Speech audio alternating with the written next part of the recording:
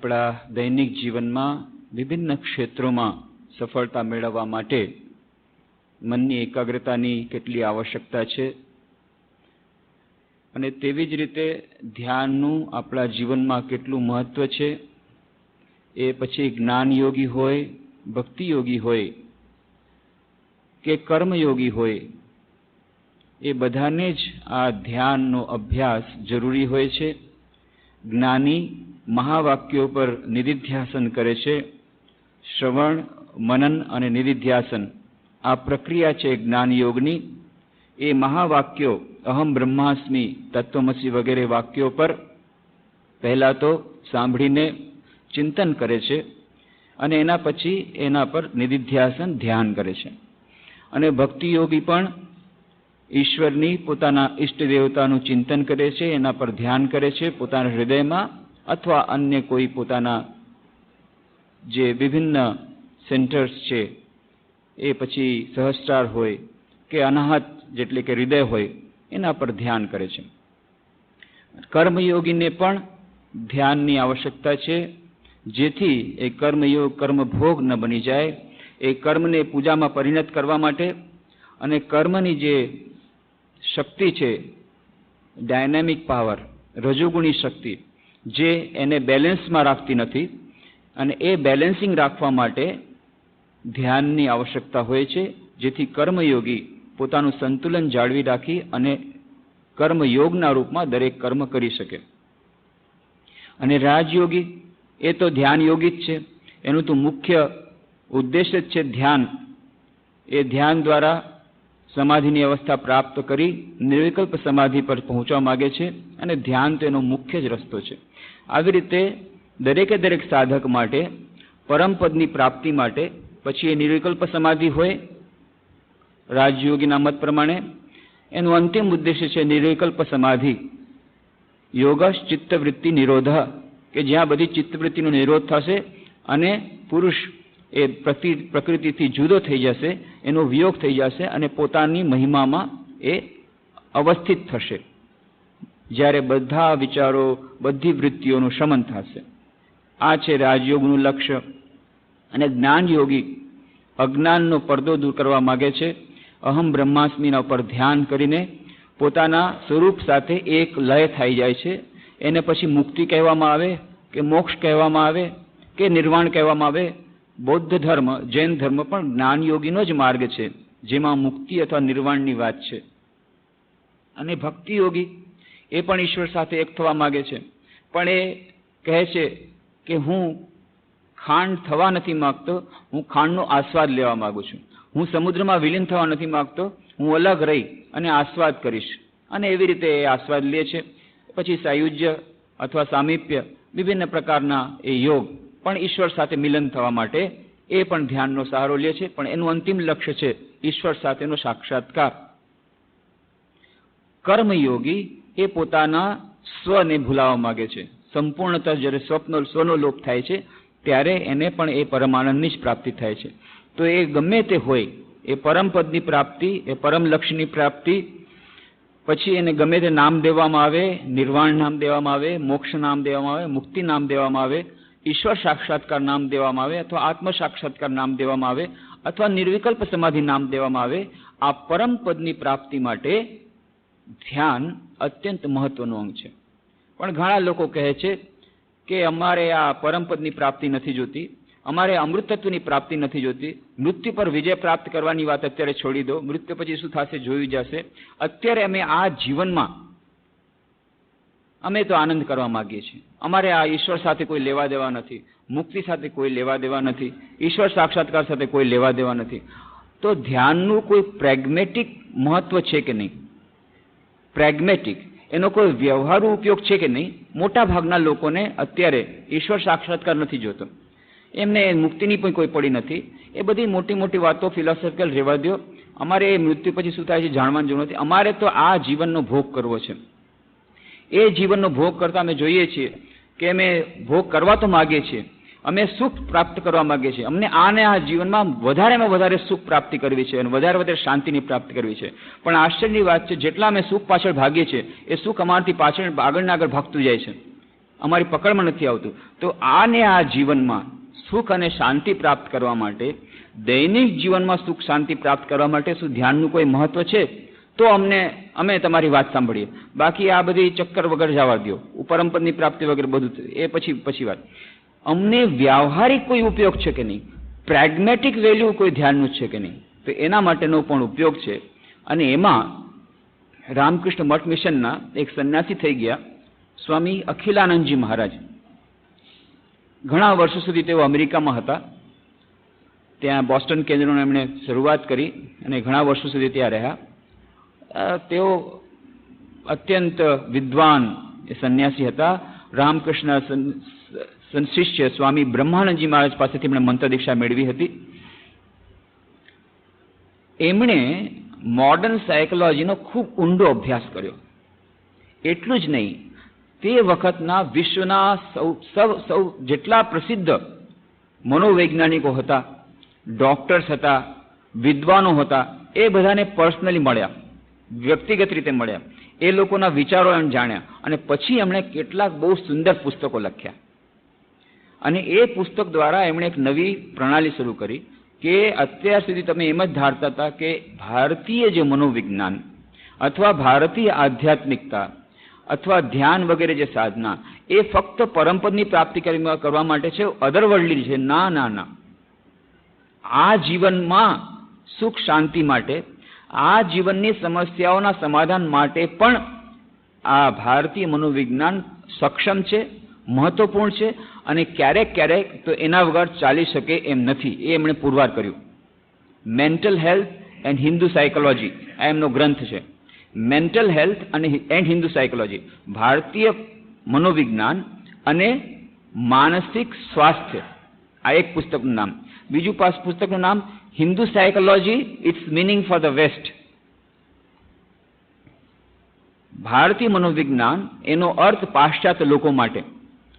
આ જે બીજું પુસ્તક એનો તો અનુવાદ પણ થઈ ગયો અને એ ગુજરાતીમાં એનો અનુવાદ થયો છે ગુજરાત ગ્રંથ નિર્માણ બોર્ડ દ્વારા. એના થોડા અંશો શ્રી રામકૃષ્ણ જ્યોતના શિક્ષક અંકમાં આપ્યા હતા અને થોડાક અંશો આ વખતે જે પ્રકાશિત થશે શાંતિ વિશેષાંક દિવાળી અંક, એમાં એના થોડા અંશો આપ્યા છે. તો એ પુસ્તકો દ્વારા સ્વામી અખિલાનંદજી મહારાજે પુરવાર કર્યું છે કે ભારતીય મનોવિજ્ઞાન પાશ્ચાત્ય મનોવિજ્ઞાન કરતાં કેટલું બધું શ્રેષ્ઠ છે અને કેટલાક એવા રોગો છે, કેટલીક એવી વસ્તુઓ છે, કેટલીક એવી અવસ્થાઓ છે કે જ્યાં ફક્ત પ્રાચ્ય મનોવિજ્ઞાન, ભારતીય મનોવિજ્ઞાન જ લાભદાયક નીવડી શકે તેમ છે. અને એટલું જ નહીં, આજે આધ્યાત્મિક સાધના એ આ બધામાં ખૂબ મદદરૂપ નીવડે છે. જેટલા પ્રકારના રોગો છે એમાં બે પ્રકારના રોગો હોય છે. એક તો કહે છે ફિઝિયોજેનિક અને એક સાયકોજેનિક.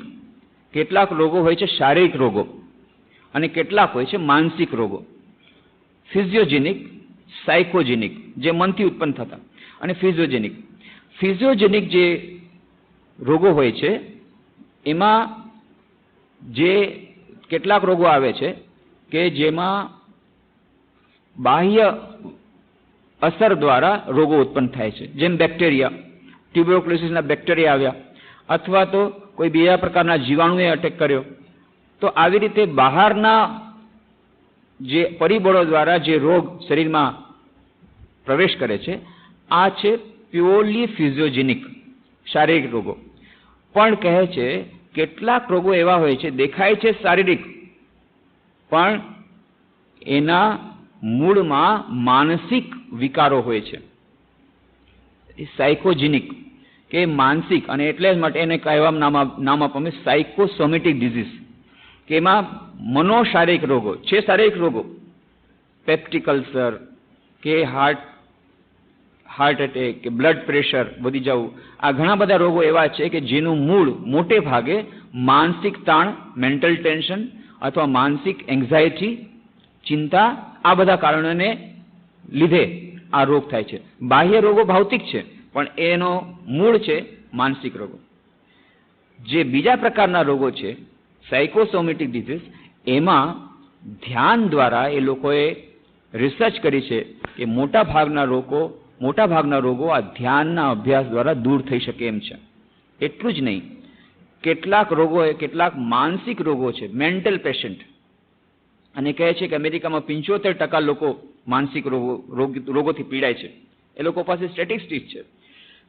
75% લોકો સાયકેટ્રિક પાસે જાય છે, અથવા ન્યુરોસર્જન પાસે જાય છે, અથવા સાયકો એનાલિસ્ટ પાસે જાય છે. 3 પ્રકારના ઉપાય છે. માનસિક રોગો થાય તો 3 પ્રકારના ઉપાય. કાં તો તમે સાયકેટ્રિક પાસે જાઓ, તો સાયકેટ્રિક શું કરશે? દવાઓ આપશે, તમારા મગજને શાંત કરવા માટે સ્લીપિંગ ટ્રેન્ક્યુલાઇઝર્સ આપશે, બીજી બધી જાતની ડ્રગ્સ આપશે, દવાઓ આપશે. એ દવાઓ દ્વારા તમને તમારા નર્વ્સને, બ્રેનની નર્વ્સને, મગજની નર્વ્સને સુષુપ્ત કરી દેશે. થોડોક ફાયદો થશે, પણ લાંબે ગાળે એની બહુ જ ખરાબ અસર મન અને શરીર પર થાય છે. પણ શું થાય? બીજો ઉપાય નથી. સાયકેટ્રિક પાસે લોકો જાય છે. અને બહુ વધારે ખરાબ હોય એમાં પણ બે ભાગ છે: સાયકોસિસ, ન્યુરોસિસ અને સાયકોસિસ. ન્યુરોસિસ એટલે એવા રોગો, માનસિક રોગો, માનસિક વિકાર જેમાં માણસ એબનોર્મલ બની જાય છે, અસામાન્ય બની જાય છે, પણ એ હજી વાયલન્ટ નથી થતો, એ હજી હિંસક નથી થતો. એનું બિહેવિયર, એનો વ્યવહાર બધો અલગ જ જાતનો હોય. બધા કે આ ભાઈ આને શું થઈ ગયું છે, ઘડી ઘડીમાં ગુસ્સે થઈ જાય છે, ચીડચીડો થઈ જાય છે, કોઈ એનું ઠીક નથી, શું કરશે શું નહીં. મેન્ટલ પેશન્ટ છે, માનસિક રોગી છે, પણ ન્યુરોટિક પેશન્ટ છે. બીજા છે સાયકોસિસ. આ છે હજી વધારે ગંભીર પ્રકારના, કે જે તમને ક્યારે શું મારી દેશે એવું પણ કહેવાય નહીં, ગમે ત્યારે શું કરી દેશે, કે જેને પછી પકડીને રાખવા પડે અથવા મેન્ટલ હોસ્પિટલમાં નાખવા પડે. એમાં સિઝનોફેરિયા વગેરે બધા જાતના રોગો આવે છે. તો માનસિક રોગોમાં 2 પ્રકારના, ન્યુરોસિસ અને સાયકોસિસ. અને હજી એક પ્રકારના નવા એ લોકો ગોઈતા કે કેટલાક લોકો એવા છે સાયકોન્યુરોસિસથી પીડાય છે. તો જે લોકો સાયકોસિસથી પીડાય છે એ લોકો માટે તો ઇલેક્ટ્રિક શોક ક્યારેક દેવું પડે, ક્યારેક ડ્રગ્સ દેવા પડે. અને જે ન્યુરોસિસ છે એમાં જે વધી ગયેલા ખૂબ વધારે પેશન્ટ થઈ ગયા હોય એને ન્યુરોસર્જરી દ્વારા ન્યુરોસર્જરી એટલે કે બ્રેનનું, મગજનું ઓપરેશન કરીને દૂર કરવું પડે. તો એ લોકોને પણ દવા દેવી પડે. પણ જ્યાં આવા કેસીસ નથી, આટલા જે એક્સ્ટ્રીમ કેસની વાત જવા દઈએ, મોટા ભાગના મેન્ટલ પેશન્ટ, તો જેમ વાત કરી જાપાનમાં 44% લોકો, 42% લોકો જે એમ્પ્લોઈઝ છે 44 વર્ષથી ઉપરના, એ લોકો બધા માનસિક રોગોથી પીડાય છે. અમેરિકામાં 75% લોકો ત્યાં આઈધર સાયકો એનાલિસ્ટ પાસે જાય છે અથવા સાયકેટ્રિસ્ટ પાસે જાય છે. તો સાયકેટ્રિસ્ટ શું કરે છે? ડ્રગ્સ અને ઇલેક્ટ્રિક શોક દ્વારા ઠીક કરે છે. અને સાયકો એનાલિસ્ટ શું કરે છે? એ સાયકો એનાલિસિસ ફ્રોઇડે શરૂ કરી હતી, એના પછી એડલરે એ બધાએ પણ એનો થોડોક હિસ્સો લીધો અને થોડોક ન લીધો.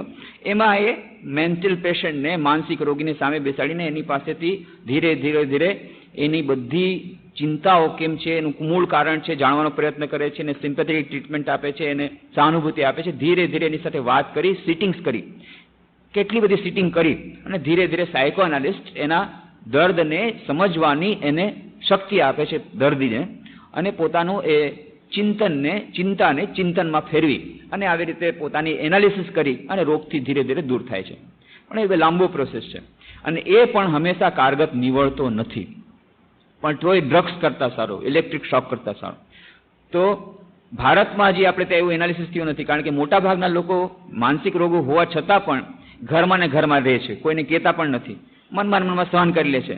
સાસુ વહુનું સહન કરી લે, વહુ સાસુનું સહન કરી લે, બંને રોગી હોય એકબીજાનું સહન કરી લે.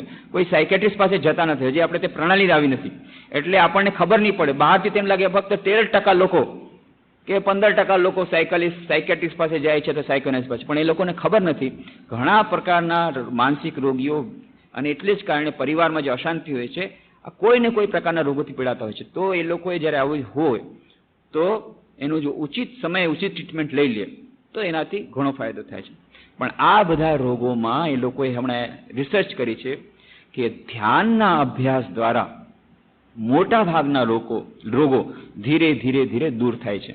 આશ્ચર્યની વાત છે, 15-20 મિનિટ ફક્ત દૈનિક ધ્યાન દ્વારા શું આ બધા રોગો દૂર થઈ શકે એવું જોવામાં આવ્યું. ડોક્ટર હર્બર્ટ બેન્સન, એ હાર્વર્ડ સ્કૂલ ઓફ મેડિસિન એમાં ડોક્ટર છે, એમણે ઘણી બધી રિસર્ચ કરી અને એમણે જોયું કે જે લોકોને ધ્યાનનો અભ્યાસ કરવામાં આવ્યો એમાંથી ઘણા બધા લોકોનું આવી રીતનું જે માનસિક રોગો તો દૂર થઈ ગયા. ત્યાં સુધી કે જે લોકો બ્લડ પ્રેશરથી પીડાતા હતા, હાઈ બ્લડ પ્રેશરથી એનું બ્લડ પ્રેશર ઓછું થઈ ગયું, પેપ્ટિક અલ્સરોનું જતું રહ્યું. આવા ઘણી બધી જાતના એ લોકોએ એક્સપેરિમેન્ટ કરીને જોયું કે ધ્યાનનો ખૂબ સારો પ્રભાવ શારીરિક અને માનસિક સ્વાસ્થ્ય ઉપર પડે છે.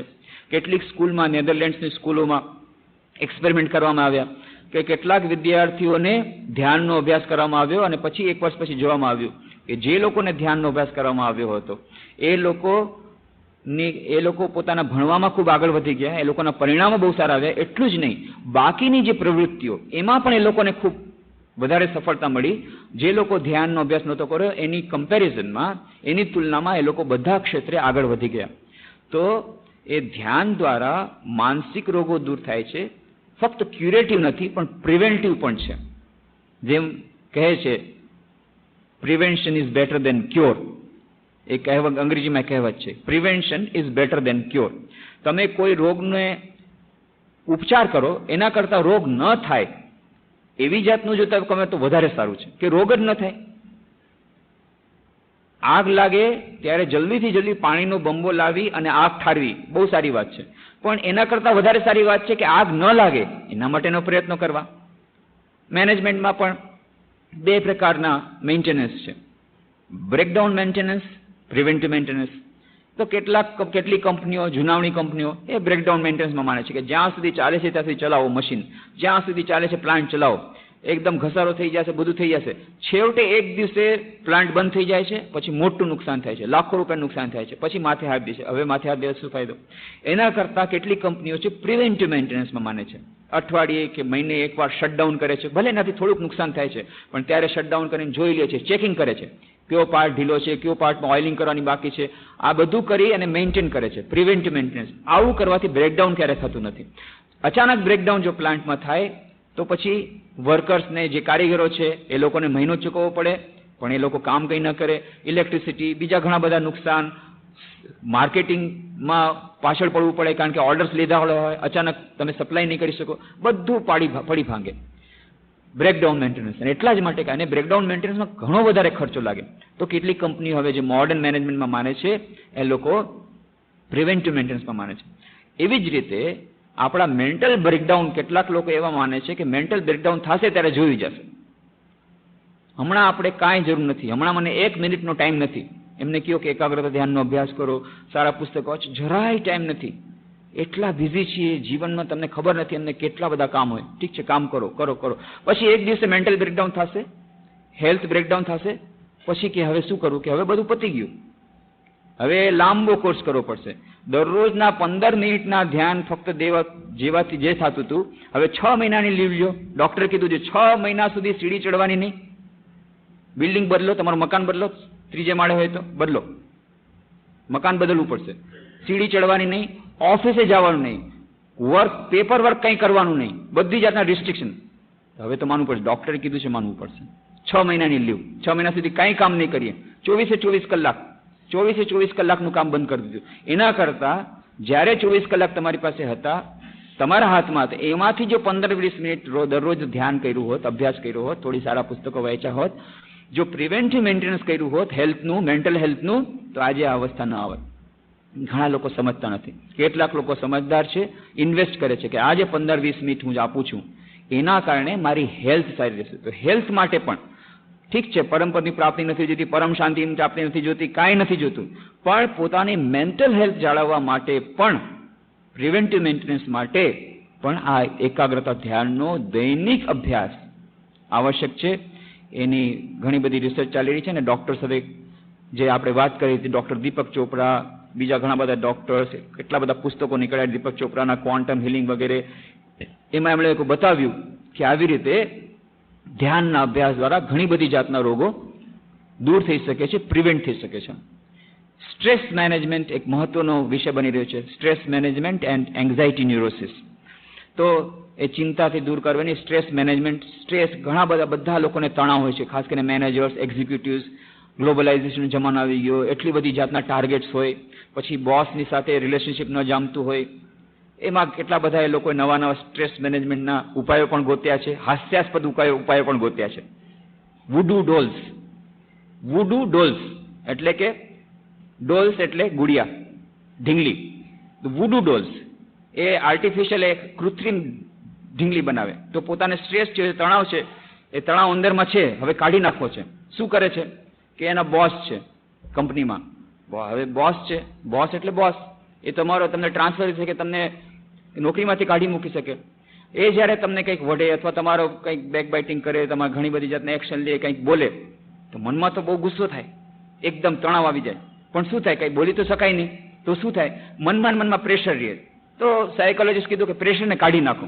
અરે ભાઈ, કે પ્રેશરને જો કાઢી નાખવા જઈએ છીએ તો તમારી નોકરી વહી જશે, ટ્રાન્સફર થઈ જશે. શું કરવું? ઠીક છે, તમે એક કામ કરો, એક ઢીંગલી લ્યો, વૂડુ ડોલ્સ બજારમાં આજકાલ ખૂબ મળે છે, લઈ આવો. વૂડુ ડોલ્સ લઈ આવો, એમાં નામ લખી દો, તમારો બોસ જેનાથી જેને લીધે તમારે ખૂબ ટેન્શન થાય છે એનું નામ લખી નાખો, બોર્ડ નાખી દો એ ઢીંગલી ઉપર. અને પછી ટાંચડી લ્યો, લાલ ટાંચડી. એને જો તમારે સાવ મારી નાખવો હોય તો, તમારા બોસને સાવ મારી નાખવો હોય તો, અચ્છા એને ધીરે ધીરે મારવું હોય, બ્લુ ટાંચડી લ્યો, કે ઝેર એનું ધીરે ધીરે ફેલાય, ઝેર આપીને મારી નાખવું હોય તો. એકદમથી કાપી નાખવું હોય લાલ ટાંચડી. એ બધા એના નિયમ આપ્યા છે. એટલે બસ ટાંચડી નાખતા જવાનું ઢીંગલી ઉપર. જ્યારે ખૂબ ગુસ્સા, એકલા બેઠા કોઈ ન જોવે એવી રીતે રૂમ બંધ કરીને ટાંચડી નાખતા જાઓ. આવી રીતે તમારું ટેન્શન બહાર પડી.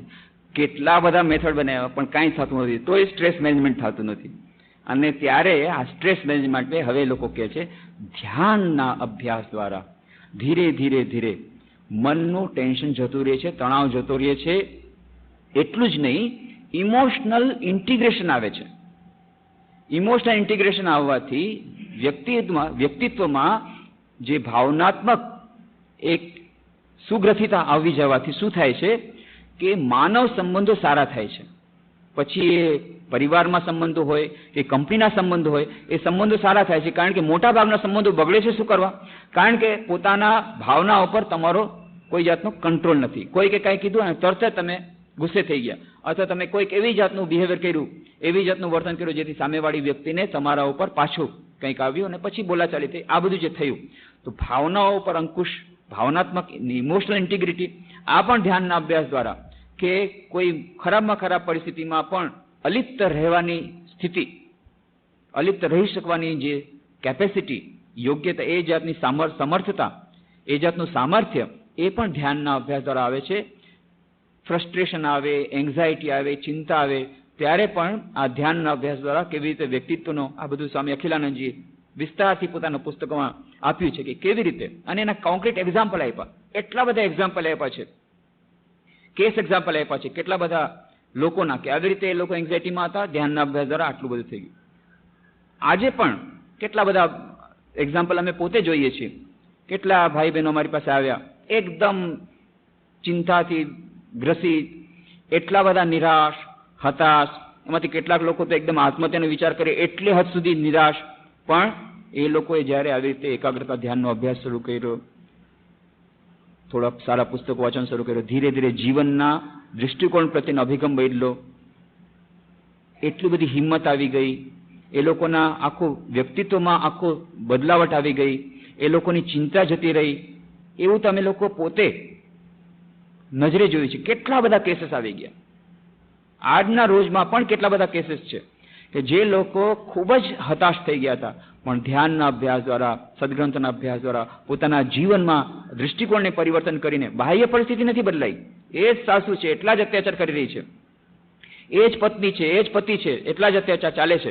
બાહ્ય પરિસ્થિતિમાં કોઈ વધારે બદલાવટ નથી થઈ, પણ અંદરથી એ લોકોને એટલી હિંમત આવી છે, ઇમોશનલ મેચ્યોરિટી એટલી આવી ગઈ છે કે બાહ્ય પરિસ્થિતિ સાથે તાલમેલ રાખવાની એક કેપેસિટી એ લોકોમાં આવી ગઈ, જેને કારણે ફક્ત બચી ગયા એટલું જ નહીં, એટલી બધી હિંમત આવી ગઈ કે બીજાને પણ આજે હિંમત આપી શકે છે.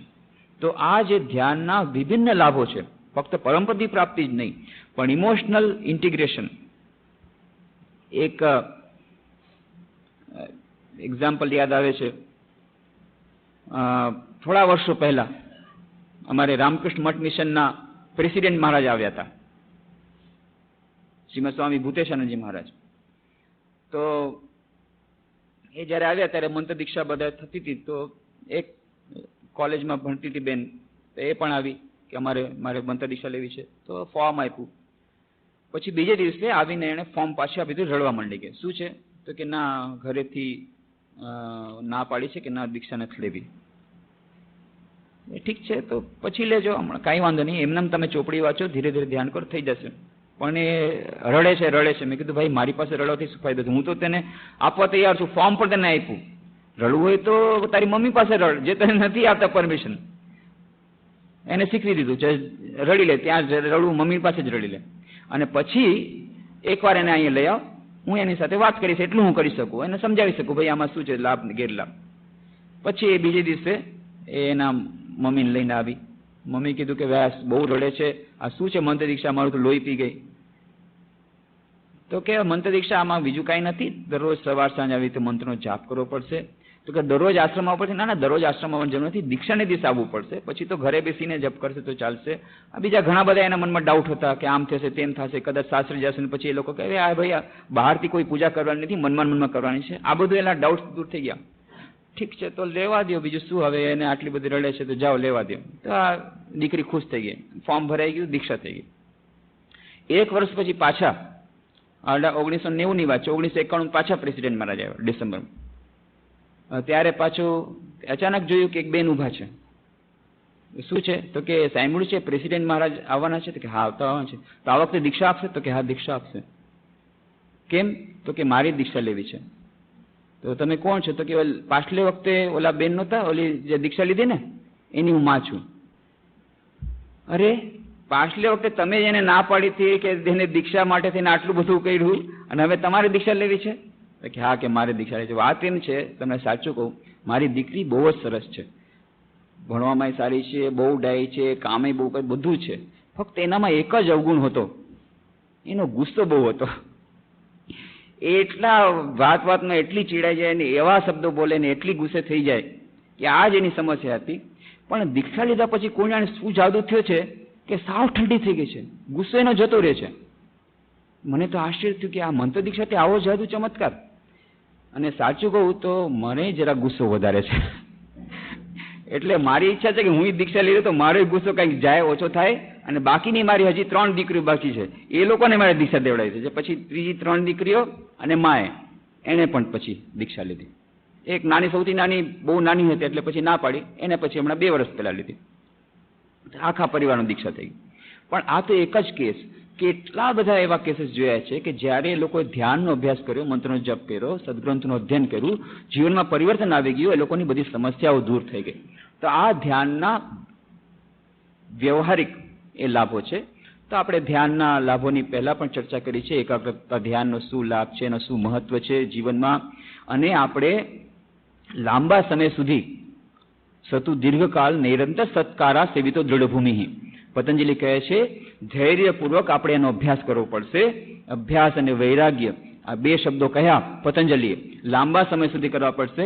આપણે જે અધૈર્ય બની જશું, ધૈર્ય ખોઈ બેસીશું તો નહીં ચાલે. ધૈર્યપૂર્વક લાંબા ગાળા સુધી અભ્યાસ કરવો પડશે. ઇન્સ્ટન્ટ સમાધિ જેવી વાત નથી. ઘણાને ઇન્સ્ટન્ટ સમાધિ જોઈએ છે અને આજકાલ દુકાનો પણ ખોલી જાય છે, મળે પણ છે, પણ પછી એ સમાધિ એવી જ છે. બધાને એકદમ ચીપલી જોઈએ છે કે રૂપિયા બોલો કેટલા, ચાલો ભગવાન જોઈએ છે પણ રૂપિયામાં જોઈએ છે, બીજું કાંઈ નથી કરવું. મંદિરમાં પણ જાય તો કે સ્તોત્ર તમે બોલી લો, પંડિતજી સ્તોત્ર બોલી લો, કેટલા રૂપિયા બોલો, આ રૂપિયા લઈ લો પંડિત, મારા બદલે તમે શ્લોક બોલી લો, મારા બદલે તમે જ પૂજા પણ કરી લેજો. બહુ સરસ. તમારે એક સ્વામીજી હતા, હજી પણ છે ત્યાં, હમણાં હરિદ્વારમાં છે, વૃદ્ધ થઈ ગયા છે. તેમના મોઢેથી વાત સાંભળી કે રામકૃષ્ણના શિષ્ય સ્વામી અખંડાનંદજી મહારાજ, એમના એ શિષ્ય છે, રામકૃષ્ણ શિષ્યના ડાયરેક્ટ શિષ્ય છે. તો ત્યારે એક યુવક હતા, ત્યારે એમની પાસે તેમણે મંત્ર દીક્ષા લીધી. તો મંત્ર દીક્ષા લઈને પછી પાછા પોતાના ગામ જતા હતા. તો સ્વામી અખંડાનંદજી મહારાજ ત્યારે ભોજન લઈ રહ્યા હતા. તો એમણે કીધું મહારાજ મારા માથા ઉપર હાથ મૂકો તો મને બ્રહ્મજ્ઞાન થઈ જશે, મારા માથા ઉપર હાથ મૂકો. તો અખંડાનંદજી મહારાજ કીધું હું પહેલા જમી લઉં, હાથ ધોઈ લઉં, પછી તારા માથા ઉપર હાથ મૂકીશ, પણ હવે આજથી તું જમવાનું બંધ કરી દેજો. કેમ? કે હું તારા બદલે જમી લઈશ, એટલે પછી તારે જમવાની જરૂર નહીં રહે. આ તો ગભરાઈ ગયો આવી વાત સાંભળીને કે મહારાજ આપના જમવાથી મારું પેટ કેવી રીતે ભરાશે? તો કે કાં? મારા આશીર્વાદથી જો તને બ્રહ્મજ્ઞાન થતું હોય, મારી સાધના કરવાથી તારું આધ્યાત્મિક પેટ ભરાતું હોય, તો તારા ભૌતિક પેટથી પણ તારું પેટ ભરાઈ જશે. પછી એને સમજાય કે મહારાજે પ્રણામ કર્યા કે હા વાત સાચી છે, ના હું સાધના કરીશ. તો પોતે પુરુષાર્થ કરવો પડશે, પોતે સાધના કરવી પડશે. બીજા કોઈ જમશે અને તમારું પેટ ભરાઈ જશે, એટલી અદ્વૈતની હજી સ્થિતિ નથી થઈ. એ રામકૃષ્ણદેવની સ્થિતિ હતી કે કોઈકને નાવિકના માયરોને અહીંયા સ્થળ પડી ગયા, પણ એ સ્થિતિ આપણી નથી કે કોઈ જમી લેશે અને એનું આપણને પહોંચી જશે ભોજન. આપણે પોતે જ ભોજન કરવું પડશે. એ રીતે સાધના માટે પણ આપણે પોતે જ સાધના કરવી પડશે. અને બધા એને ચીપલી જોઈએ છે કે તમે મારે બદલે સાધના કરી લ્યો, તમે જ મારે બદલે કરી લ્યો, બસ અમને તો ઈશ્વર દર્શન જોઈએ, અમને તો આ ઇન્સ્ટન્ટ સમાધિ જોઈએ. અને કારણ કે એ લોકોને ચીપલી જોઈએ છે, તો ઠગવાવાળા એટલે જ કહે છે કે જ્યાં સુધી આ દુનિયામાં મૂર્ખા છે ત્યાં સુધી છેતરાવાવાળાને કોઈ દિવસ ભૂખે નહીં રહે, કોઈ દિવસ ભૂખાય નહીં રહે છેતરાવાવાળા. કારણ કે જ્યાં સુધી દુનિયામાં મૂર્ખા છે, છેતરાવાવાળા બેઠા છે, ત્યાં સુધી છેતરાવાવાળા રહેશે જ, એ લોકો કોઈ દિવસ ભૂખાય નહીં રહે. તો આવે છે કેટલા બધા છેતરાવાવાળા વિભિન્ન રૂપે છેતરે છે. દુકાનો શરૂ કરી દીધી, આટલા ડોલરમાં તમને ઇન્સ્ટન્ટ સમાધિ મળશે, અને લોકો જાય પણ છે. અને કેટલા નવા નવા નામ આપી દીધા. બસ આવી રીતનું ધ્યાન કરો, એકદમ સમાધિ તમને થઈ જશે, બીજું કાંઈ કરવાની જરૂર નથી. બહુ સરસ એ વાર્તા મેં મારા ખ્યાલથી એ કરી હતી, યાદ નથી ક્યાં કરી હતી, અહીંયા જ કદાચ કરી હશે, કે એક માણસ હતો, એને સાંભળ્યું કે ભાઈ એક માણસ છે, એની પાસે એવી શક્તિ છે કે તમને ભગવાનના દર્શન કરાવી દે, 3 દિવસમાં ભગવાનના દર્શન તરત જ, તમારે બીજું કંઈ કરવાનું નહીં, ફક્ત રૂપિયા જ આપવાના છે, બીજું કાંઈ નહીં. તો રૂપિયા આપીને દર્શન એ બહુ ગમે, તમે સાધના વધા નહીં કરવી પડે, ના રૂપિયા તમે ક્યાં આપી દે, ફટ દે ને પોકેટમાંથી કાઢીને આપી દે. તો ગયો કે ભાઈ કે તમે આમ સાંભળ્યું છે, તમે દુકાન ખોલી છે, દર્શન કરાવો છો? હા, કે તમારે જેના દર્શન કરાવવા હોય કરી દે. તમારે કોના દર્શન કરવા છે? કૃષ્ણના દર્શન કરવા, રામના દર્શન કરવા, તો કોના દર્શન કરવા? તો કે મા કાળીના દર્શન કરવા. ઠીક છે, તો કે કેટલા રૂપિયા લાગશે? તો કે તમારે કેટલા દિવસમાં દર્શન કરાવે એના ઉપર આધાર રાખે છે. કે તમારે 5 દિવસમાં દર્શન કરવા હોય તો 200 રૂપિયા, 3 દિવસમાં દર્શન કરવા હોય તો 500 રૂપિયા લાગશે. એ ઠીક છે, હું 500 રૂપિયા આવીશ, મને 3 દિવસમાં દર્શન છે. એટલે ઠીક છે, 3 દિવસમાં દર્શન. 500 રૂપિયા એડવાન્સ આપી દીધા કે બસ આવી રીતે ફલાણી જગ્યાએ તમારે આવવાનું, ફલાણા ટાઈમે દર્શન થશે તમને મા કાળીના. બસ આ ભાઈ તો આવ્યા, ઠીક જે જગ્યાએ કીધું ત્યાં આવ્યા, અને જેમ કીધું તેમ બેઠા જે જગ્યાએ, અને જે પ્રમાણે મંત્ર જાપ કરવાનું કીધું તો થોડીક વાર સુધી મંત્રનો જાપ કર્યો, અને સાચે ને સાચે મા કાલી પ્રગટ થઈ ગયા. હા તો શ્રી વાહ, બહુ સરસ. એકદમ પ્રણામ કરવા માંડી ગયો, એકદમ પ્રાર્થના કરવા માંડી, જય માં, જય માં, જય માં, પ્રણામ કર્યા. પછી કે માં, તમને એક વાત પૂછું કે મેં તો સાંભળ્યું છે કે જ્યારે તમે દર્શન આપો છો ત્યારે કાં તો સાધક એકદમ ગભરાઈ જાય છે તમારું રૂપ જોઈને, અને કાં પછી આનંદના હિલોરા મારે છે, પણ મને તો બેમાંથી કાંઈ થતું નથી.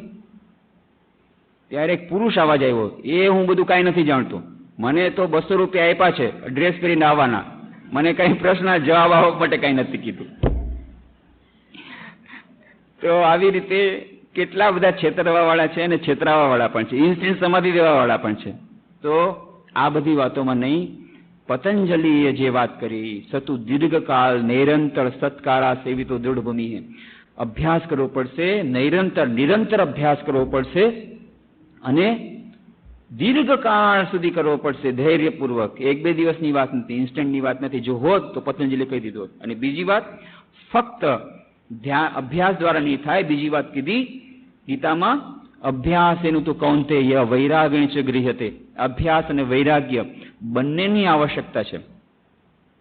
અભ્યાસ રૂપી હલેસા તો મારવા પડશે, એ તો જરૂરી છે, પણ સાથે સાથે લંગર પણ છોડવું પડશે.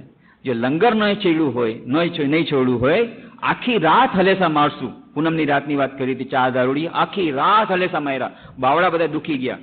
સવારના જોયું તો જ્યાં હતા ત્યાં ને ત્યાં, અને પછી ખબર પડી લંગર કાઢતા ભૂલી ગયા હતા. તો લંગર કાઢવાનો અર્થ છે વૈરાગ્ય. વૈરાગ્યનો બહુ શબ્દ જરા ગભરાવી દેવાનો છે, પણ એનાથી વૈરાગ્યનો સાચો અર્થ એ નથી કે બધું છોડી સંસાર છોડીને ચાલ્યો જવાનું, પણ વૈરાગ્યનો અર્થ આપણે કહ્યો તો અનાસક્તિ. આસક્તિથી રહિત થવું પડશે, આસક્તિને ધીરે ધીરે છોડવી પડશે. જો આસક્તિ નહીં જાય, ધીરે ધીરે થોડી થોડી છોડવી પડશે, એકદમથી તો આસક્તિ જશે જ નહીં. પણ અને એ ક્યાંથી આવી જાય છે ખબર નથી, એટલે જ કોઈકે કીધું કે સંતે કહ્યું, आसक्ति का मतलब होता है कभी भी आ सकती है और कहीं से भी आ सकती है और किसी को भी आ सकती है. એ નામ જ છે આસક્તિ है. એ આસક્તિ આવી જ જાય છે પોતાને મેળે. તો ધીરે ધીરે એને ઓછી કરવાનો પ્રયત્ન અને સાથે સાથે અભ્યાસ બંને થશે, ત્યારે આપણે પોતાના એ લક્ષ્ય તરફ આગળ વધશું. માનસિક શાંતિ મળશે, શાશ્વત શાંતિ પણ મળશે. તો એ જે આસક્તિ, એ આસક્તિ આપણા બધાયનો, તો એના માટેના ઘણા બધા ઉપાયો કહ્યા છે. એમાંનો એક ઉપાય છે ઈશ્વરને શરણાગત થવું. સરળમાં સરળ ઉપાય. બાકી બધા ઘણા કઠિન ઉપાયો છે, પણ જ્યારે વિચાર દ્વારા, વિવેક બુદ્ધિ વિચાર દ્વારા શું છે પરમાનન્ટ, શું છે ટેમ્પરરી, શું છે શાશ્વત, શું છે ક્ષણભંગુર, આ બધી વાતનો વિચાર કરવો, ધીરે ધીરે વિચાર વિવેક દ્વારા વૈરાગ્ય આવે છે, અનાસક્તિ આવે છે. પણ જે લોકો આ બધું નથી કરી શકતા, સંસારમાં ખૂબ ફસાયેલા છે, એના માટેનો સરસમાં સરસ, સરળમાં સરળ ઉપાય આપ્યો ગીતામાં પણ. સર્વધર્માન પરિત્યજ્ય મામેકમ શરણમ વ્રજ અહમ તો સર્વપાપેભ્યો મોક્ષિષ્યામિ મા શુચ. અને પતંજલિ જેવા પતંજલિ પણ કહે છે ઈશ્વર પ્રણિધાનાત્વા, ઈશ્વર પ્રણિધાન દ્વારા પણ આ સમાધિની પ્રાપ્તિ થાય છે. જેમ અભ્યાસ વૈરાગ્ય દ્વારા એમ કીધું ઈશ્વર પ્રણિધાન દ્વારા, ઈશ્વરને શરણાગત થવાથી, ઈશ્વરને સહારો લેવાથી આ સરળ બની જાય છે. એ આસક્તિ દૂર થવા માટે જગન્માતાનું શરણ. ચંડીમાં માર્કંડેય પુરાણ, અત્યારે દુર્ગા પૂજા ચાલે છે, માર્કંડેય પુરાણમાં આ જ વાત આવે છે. મુખ્ય સમસ્યા આ જ છે. શરૂઆત જ એવી રીતે છે વાર્તાની કે સુરથ રાજા, એ રાજા, બીજા કોઈ રાજા એના પર અટેક કર્યો અને પછી એ રાજા હારી ગયો. ત્યારે એ શિકાર કરવા ગયો અને ત્યાંથી જ પછી જંગલમાં એ નીકળી ગયો, કારણ કે રાજપાટમાં જવાથી ફાયદો નથી, બધાએ શત્રુએ કબજો લઈ લીધો છે. એકલો એકલો ગયો અને જંગલમાં આવતો આવતો એક ઋષિ મુનિ એના આશ્રમ સુધી આવી ગયો. ત્યાં એની ભેટ થાય છે એક વૈશ્ય સાથે. વૈશ્ય, એનું નામ સમાધિ, એ પણ જંગલમાં આવ્યો છે. કેવી રીતે? એના ઘરમાંથી એના પુત્ર અને પુત્રવધુ કાઢી મૂક્યો છે. પુત્ર બહુ સારો હતો, એણે બહુ લાડથી રાખ્યો હતો, પુત્ર પણ સારો હતો. પણ લગ્ન પછી કંઈક એવું બન્યું કે પુત્રવધુ અને પુત્ર મળી બધી સંપત્તિ હડપી લીધી અને એને ઘરમાંથી પહેરેલ કપડે કાઢી મૂક્યો બાપને. હવે શું થાય? કોઈ સહારો નથી. ફરતા ફરતા એ પણ જંગલમાં આવી ગયો. બંને પોતાના સુખ દુઃખની વાત કરી, આવો ભાઈ હરખા, આપણે બેવ સરખા. આ કે મને આ દુઃખ પડ્યું, મને કાઢી મૂક્યો રાજમાંથી, હું કાઢે, કે મને ઘરમાંથી કાઢ્યો. બંને સુખ દુઃખની વાત કરી. પછી બંને આવે છે ઋષિમુનિ પાસે. આને પોતાની સમસ્યા કીધી વૈશ્ય કે જુઓ, મને મારા ઘરવાળાએ કાઢી મૂક્યો છે, ચિંતન કરવાનું, ભગવાનનું ચિંતન કરવાનો પ્રયત્ન કરું છું, ધ્યાન કરવાનો પ્રયત્ન કરું છું, પણ ધ્યાન લાગતું જ નથી. મારા વિચારો જાય છે, અરે મારો પુત્ર શું કરતો હશે, મારા એ નાના નાના બાળકો છે, પુત્ર પુત્રીને, એ લોકો શું કરતા હશે, એ લોકોને ખાવાનું મળતું હશે કે નહીં, એ લોકો બિચારા દુઃખી તો નહીં થતા હોય ને, એ લોકો કેવી રીતે, એની ચિંતામાં મને વિચાર નથી આવતો, એ ધ્યાન નથી થતું. રાજા કહે છે મને પણ એ ચિંતા થાય છે, મેં આટલો બધો ખજાનો રાખ્યો હતો, એ બધો ખજાનો લૂંટી તો નહીં લઈને, એ બધા વાપરી તો નહીં નાખીને, મારી પ્રજા તો સુખ શાંતિમાં હશે ને, પ્રજા ઉપર અત્યાચાર તો નહીં કરતા હોય ને, હું આટલી સરસથી હું પ્રજાને રાખતો હતો. જ્યારે વૈશ્ય કીધું, રાજાએ કીધું કે આટલું બધું તમારો પર અત્યાચાર કર્યો ઘરવાળાએ, તેમ છતાં તમારી ઘર પ્રત્યેની આસક્તિ જાતી નથી. જે પુત્રે તમને પહેરેલ કપડે કાઢી મૂક્યો, તોય તમને પુત્ર પ્રત્યેની આસક્તિ જાતી નથી. કે વાત સાચી છે, તમારી વાત સાવ સાચી છે કે આટલો બધો મારા પર અત્યાચાર કર્યો, પણ કોણ જાણે મને એવો મોહ વ્યાપી દીધો છે, એવો મોહ આવી ગયો છે કે છતાંય મારી એના પ્રત્યે આસક્તિ જાતી નથી. ગજબ છે. તો બંને આવે છે આ ઋષિમુનિ પાસે.